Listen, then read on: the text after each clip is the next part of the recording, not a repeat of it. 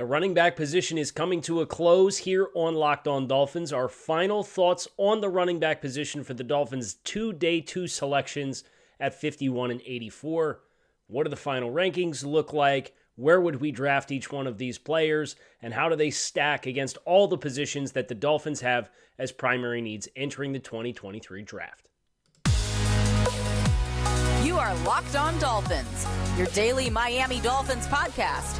Part of the Locked On Podcast Network, your team every day. All right, Miami. What is going on? Welcome to yet another episode of Locked On Dolphins. I'm your host, Kyle Krabs. It is your team every day here on the Locked On Network. This is Tuesday, April 11th, 2023. We're about 2 weeks away from the start of the 2023 NFL Draft. We're dialed in. We're finishing running backs here today on this Tuesday episode of the show. I want to thank you guys for making Locked On Dolphins your first Miami Dolphins listen of the day. Lifelong Miami Dolphins fan, decade-long draftnik, the co-host of the Locked On NFL Scouting podcast with Joe Marino, a podcast dedicated to team building across the entirety of the NFL. And you can find us on YouTube. You can find us wherever you listen to your favorite podcasts. And you can find Locked On Dolphins here daily on the grind, looking to get these position groups knocked out. We have done, to this point in the pre-draft build-up, positional spotlights on tight ends, offensive tackles, and running backs. Now, we still have interior offensive linemen to look at, but after today's show, we're going to switch over to the defensive side of the ball. We're going to look at interior defensive linemen and linebackers as our next wave, and our objective is to get another 30-something prospects done ahead of the 2023 NFL Draft, which means we're going to be pretty busy here on Locked On Dolphins, so you're going to make sure you keep it locked in. So without further ado, let's talk about the running back class in its totality. I did 11 players in total. Some really likable talents. I unfortunately tortured myself with watching Bijan Robinson. He'll be off the board by the time the Dolphins pick. He is the lone untouchable in the conversation that we are going to have. The other names, Charbonnet, UCLA, Brown, Illinois, Abanikanda, Pittsburgh, Spears, Tulane, Achane, A&M, Sean Tucker, Syracuse, Xavier Valladay, Arizona State, Kendre Miller, TCU, Kenny McIntosh, Georgia. These guys have all gotten... Well, most of these guys, I should say, have gotten their time in the sun. Some of these guys who scored a little bit lower on the board, we didn't do the deep dive on after I watched because we got to keep the line moving. But I think any conversation that starts with the running back position in its totality needs to acknowledge the incumbents, the players who have been brought back into the fray. Raheem Mostert and Jeff Wilson, 2-year deals for each one of these players. I'm grading these players on a 100-point scale. And here's the guys you got to beat. And depending on what style of runner you are, you're going to go into either the Raheem Mostert bucket or the Jeff Wilson bucket because they are very different stylistic runners. Now, Raheem Mostert scores as an 83.3 out of 100 possible points. Here's the good news. There's 2 backs in this class that graded better than an 83.3. Now, that's a projection, but that means I think there's 2 viable upgrades at the running back position for the best running back on your roster. If you are Jeff Wilson, 78.89, so almost a 79, there are 5 running backs that scored higher than you did in this class, but only one of them fits the archetype of the kind of runner that you are. So that's what creates what is, in my mind, this really interesting dynamic of the running backs is this is not a one-size-fits-all backfield for Miami. There's different roles and different responsibilities depending on the concept. Jeff Wilson is much more physical runner. Raheem Mostert is much more explosive to the corner. But I like this group. I like this group a lot. Bijan Robinson, 93. He's untouchable. It'll be the last time I say his name because it hurts my heart just as much as it probably hurts yours to consider if the Dolphins had their pick in the first round, he might have been in play for Miami. Might have been. I think predictively, I'd expect he probably goes before that, but that's neither here nor there. Jahmyr Gibbs is the one, for me, that is the clear and obvious upgrade because he's young, he's even more diverse in the passing game. If this player is immediately, and we'll get into pathways of drafting each here in just a little bit, but Jahmyr Gibbs for me is the one clear and obvious name that goes up on the list, and it's your short list for 51.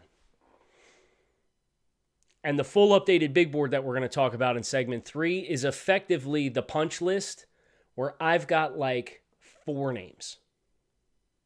And if one of those 4 names is on the board at 51, I'm doing backflips. Now, maybe somebody who grades well, but I'm predicting won't be there slides, in which case, great, there's more competition. But Jahmyr Gibbs has a separation of more than 4 points between himself as the second running back, but the first that predictably I think has a chance to be there at 51, and the next best available runner. As a case in point, the separation of 4 points between him and the third running back on the chart, there's 1, 2, 3, 4, 5 running backs separated by the next 4 points. So an 86, an 82, and then 82 to 78, there's 5 backs in that group. Scored specifically for the dynamic of the Dolphins. Who those backs are? Jahmyr Gibbs is my number 1 available at 51 option, presuming he is available. Israel Abanikanda from Pittsburgh, and I know I'm high. I know I'm higher than the consensus here. But Abanikanda, for me, is the next best fit for the Dolphins system, and he scored as an 82. So he, in my mind, is very comparable to what you have available with Raheem Mostert, but no familiarity in the system and needing to get a little bit better with his vision. Tyjae Spears is my third back. He's an 81.5, so close. There's a medical question here. As a recap, if you listen to each one of the positional or the player deep dives, some of this initial information might sound familiar, but there's some big picture thoughts when we put all the pieces of the puzzle together that are new for this show. From an instincts perspective, this is probably the best of the bunch, but there's a medical question here with an ACL tear and a meniscus tear from a couple years ago that has some teams leery on the medicals. Zach Charbonnet is the Jeff Wilson bucket player. I think the rest of these guys are more Raheem Mostert. Charbonnet at an 81.1 scored better than Jeff Wilson. If you want an improvement over Jeff Wilson, Charbonnet is the name that has to be on the board. And I think any other back in this class, you can get a comparable style of runner, but I don't think you're going to get an upgrade. So you have 2 backs, excluding the guy at the top, in my mind, who are definitive upgrades over a role that you have on the roster right now. And there's some teams, like the New England Patriots, have done this for a really long time in talking to people around the space who are familiar with how New England builds a draft board.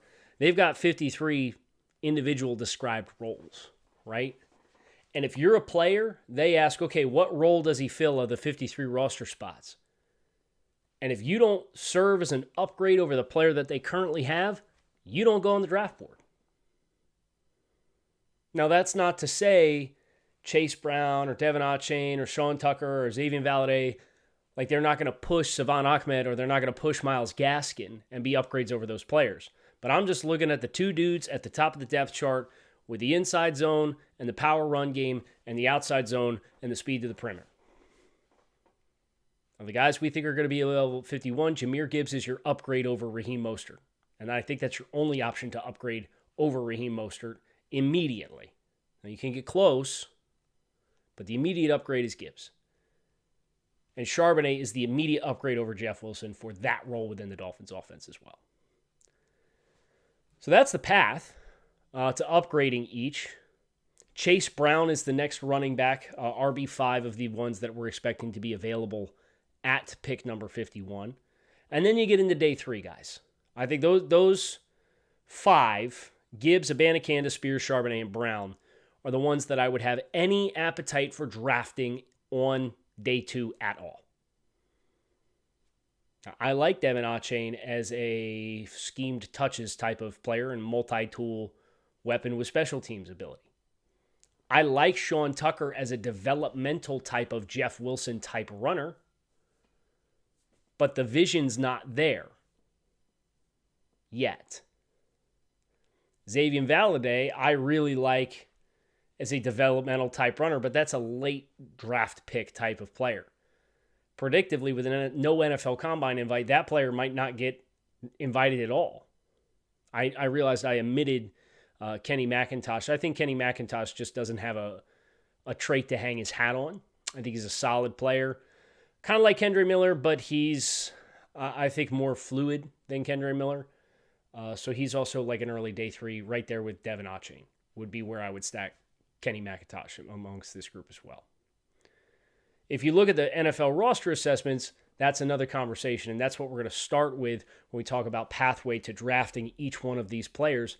But before we get there, grand slams, double plays, strikeouts, no-hitters, they're all back. Which is why you need to step up to the plate with our friends over at FanDuel, America's #1 sportsbook. And right now, new customers who do step up to the plate get a no-sweat first bet up to $1,000 in bonus bets back if your first bet doesn't hit. Go to FanDuel.com/lockedon to sign up, place your first bet, and get a $1,000 back bonus if you don't win. So don't miss your chance to get that no-sweat first bet up to $1,000 when you join FanDuel today. Go to FanDuel.com/lockedon to sign up. FanDuel, official partner of Major League Baseball. So the way that I graded these guys, the way they ended up scoring, not from a number scale, but from a current assessment of what they would be on an NFL roster. Now, they're going to go on the roster assessment sheet as a rookie and a to be determined. But if I had to give my current guess, I think Jahmyr Gibbs would step into the NFL and be a quality starter from the jump. I think the other 4 guys that we identified as day 2 options would be adequate starters from the jump, or at least adequate starting level snaps, realizing some of these guys will be in rotational roles. McIntosh, Achane, Tucker, I think they're quality depth pieces. I think Tucker has the highest ceiling of all 3 of those players as early day 3 types. Xavier Valade and Kendre Miller right now for me, I think are replacement level projections, but could develop into adequate level NFL starters at the running back position. And Valade, with the athletic profile that he has, with that level of upward mobility in what he's grading as now versus what I think he could be, that's the kind of guy you want to bet on late in the draft. But what's the pathway to drafting these guys on day 2? I have some parameters here. And I'll share them for anybody that's up on the YouTube channel so you guys can see the visual illustration here of where my thoughts are at with this class. Because of the surplus between 82 and 78 in the evaluation, so effectively round 3 and round 4 backs, I think there's really only one player that I would advocate for drafting at the running back position at 51. And it is Jahmyr Gibbs with that 86 out of 100 evaluation and somebody who I think is a quality starter right away. Because he's the upgrade.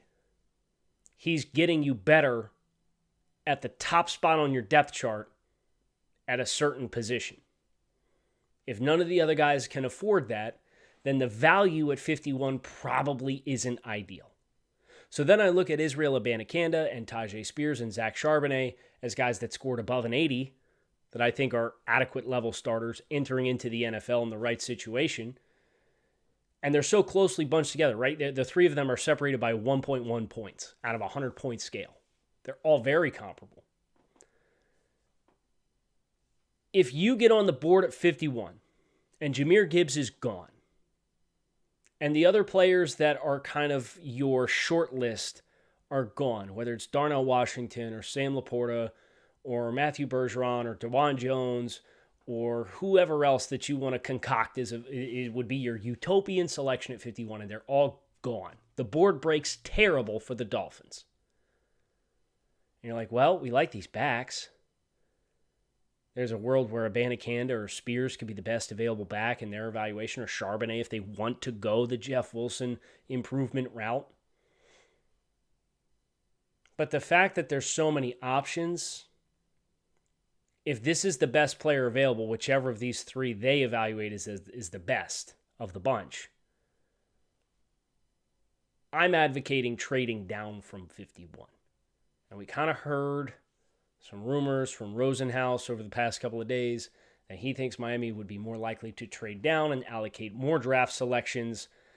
And that's where things get pretty fun and pretty interesting, and what I want to do next in tandem with some of my interior defensive line studies is I want to do the study on the day 2 trades and what kind of return teams are getting to trade down 10, 15 spots on day 2, particularly in the early 50s range.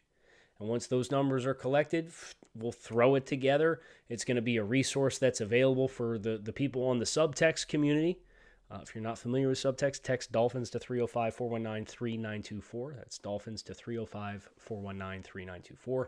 Sign up, get to text Dolphins with me, get your first 2 weeks for free with some behind-the-scenes resources available. If you decide it's not for you, cancel. No worries. No cash out of your pocket. And if you like it, it's a couple bucks a month. But they get access to some of the show notes and the full tables of research that I'm doing for these topics that we end up covering on the show. And I want to put that together. Because Miami, hey, if you get to 51 and Abanikanda, Spears, and Charbonnet are all on the board, and you decide, it doesn't matter in my mind whether or not we're upgrading or we're getting competition for Mostert, or if we're upgrading Wilson, it's going to be back 2.5 in the backfield, but we really like these guys, and we don't want to drop out of a position where we give ourselves no contention to land any of the 3, you might be able to go 15 spots. Now, if you say, hey, I really put Chase Brown in the same bucket, and I'm not fazed at the fact that he's an extra 1.5 lower than Charbonnet and Tyjae Spears, that would be your last option in my mind. I think Chase Brown, while he's built low to the ground, while he's explosive, he was extremely productive. I think he gives you less in the passing game and less in pass protection than the other 3 players combined, and there's some ball security stuff there. But from a skill set and a runner's perspective, as an early down player and fitting within the Dolphin system, Chase Brown, in my mind, would be the in case of emergency break glass player that you would say, well, if we trade down and Abanikanda and Spears and Charbonnet are all gone, and I still want to back on day 2, Chase Brown would be the one that I would put the Sharpie around his name to say, let's come back at pick 84 and draft this guy to make sure we're getting some young competition into that room with the veterans that we've assembled. It's just that's how I would tackle it. And we're going to build this out for the rest of the position groups. I want to do guards. I want to do defensive tackles, and I want to do linebackers, and then I want to kind of do a couple miscellaneous players at non-traditional areas of need for the Dolphins. And then we're going to stack the whole board up. And the week of the draft, we're going to say, look, this is what my board looks like. This is where I draft these dudes. This would be my strategy. I have this short list of 8 players, and I want the best available of these 8 at 51, and if they're all gone, I'm moving down, period. Because I don't feel like the valuation of the player is going to line up with the value of the pick that I'm investing. Now, if I move down 10 spots, I get the same player that would be next on my list, and I replace the missing value with an extra 4th-round draft pick. That's how you play the game. And that's the plan. That's the strategy. So it's fun stuff, man. I love this stuff. I love the strategy that is involved in all of this. And speaking of strategy, if you enjoy the strategy, if you enjoy the hypotheticals and the game of guts that it takes to do this and do it well, maybe Ultimate Football GM is a game that you would like to try. We have raved about this game on this show, and the reason why is it's not as easy as you might think to create a dynasty, but Ultimate Football GM puts the power in your hands to manage and control every strategic aspect of your franchise en route to you trying to build a dynasty. In Ultimate Football GM, you're responsible for hiring the right coaches and coordinators, managing the salary cap, all of the team financials, signing players in free agency, trading players, the draft, player discipline, injuries, the ups and downs of a season, you name it, all in a realistic and challenging game world. Plus, Ultimate Football GM is free and completely playable offline, so you can play on the go whenever you want to. It's my favorite thing about the game. And right now, Locked On Dolphins listeners can get a 100% free boost to their franchise when using the promo code Locked On in the game store. That's Locked On in all caps in the game store, so make sure to check it out today. To download the game, visit ultimate-gm.com or look it up in the app stores. That is ultimate-gm.com. Ultimate Football GM. Start your dynasty today. So I've alluded to this mythical list, right? And I'm going to share the list through 3 position groups. Remember, all we have done to this point is offensive tackles. We did 10 of them. And we've already openly acknowledged half of them definitively will not be on the board by the time Dolphins take. I think you get 5 tackles in the first round, period. Which means half of that list is going to be gone. And then you have to wait a half a round. So it's tough sledding. Tight ends. We did 11 tight ends, including 1 late round option, who is have a day 3 sleeper. Not in contention to go on day 2. And then we did running backs, and we did 11 running backs. So we've done 32 players to this point. All tackles, tight ends, and running backs. So defense, here we come. And the objective of stacking it is to be able to identify the gaps in the tiers of the talent that's available. So if you exclude the players that we don't expect to be here at pick 51, here's the utopian board. Here's the short list right now of definitive, no questions asked draft this player. Darnell Washington. I think he is a quintessential fit for the Dolphins. We talked about it when we did the tight end recap and when we spotlighted Darnell Washington in his entirety. He is tailor-made for what Miami wants to do. He is unlike any player that the Dolphins currently have on their roster. He doesn't have to be a high-volume player in the passing game, but he can stay on the field for all 3 downs regardless of game situation. There will be teams that don't like Darnell Washington and his fit for their offense. But that's nonsense for the Dolphins. This is one of the best 3 grades that I have given out, and that is including all of the top of the draft players at each of the 3 positions that we've talked about, including Bijan Robinson. Now, he grades below Bijan Robinson, but he grades above, as far as being a fit for the Dolphins offense, he grades above Paris Johnson Jr. from Ohio State, who is generally considered to be one of the top offensive tackles, if not the top offensive tackle across all 32 teams. I think Darnell Washington is a better fit at tight end for the Dolphins than Paris Johnson Jr. would be a fit for the Dolphins at offensive tackle. Just to really drive home how impressive a 91 score is. Case in point, he got a 91 out of 100 points. It's a 5-point drop from here to Jahmyr Gibbs. We talked about how big the divide and how many players fit within that 4-point gap from Jahmyr Gibbs to the next 5 running backs on the list. Darnell Washington has a bigger gap between himself as the top option on my utopian piece big board for the Dolphins than the next best available player. Obviously, Jahmyr Gibbs at 86 is the second. Matthew Bergeron from Syracuse is my top available offensive lineman that I'm expecting to be there at 51 for the Dolphins. And then you have 2 tight ends in Sam Laporta, who graded very well at an 85, and Michael Mayer is an 82. And predictably, that's a player that might be going off the first round anyway, but I'm not dismissing him sliding a little bit because the athletic profile is not super impressive versus some of the other tight ends. What's interesting is if you look at my pathway to drafting these guys, and I'm trying to keep congruency across all position groups as I add new players to the board. Darnell Washington's name at the top of the list, I'd trade picks for him. No questions asked. Matthew Bergeron, I would trade picks for as well. But Jahmyr Gibbs, I have flagged as draft at 51 if available, even though he scores higher than Matthew Bergeron. And the reason why is positional value. Think about it. Jahmyr Gibbs stepping in, splitting carries, particularly early in his career. When you have other quality backs on the roster who are more seasoned within the offense, How many snaps is Jahmyr Gibbs legitimately going to give you as a rookie as a part of a running back stable? 500, 600 snaps? Maybe a little more because he can play receiver and play from the slot? Whereas if Matthew Bergeron is added to the team, Matthew Bergeron is going to be one of the best 5 offensive linemen on the roster. He's currently a better option at left guard or right tackle than what the Dolphins currently have. He's going to play twice as many snaps. And he plays a more premier position that's more difficult to find.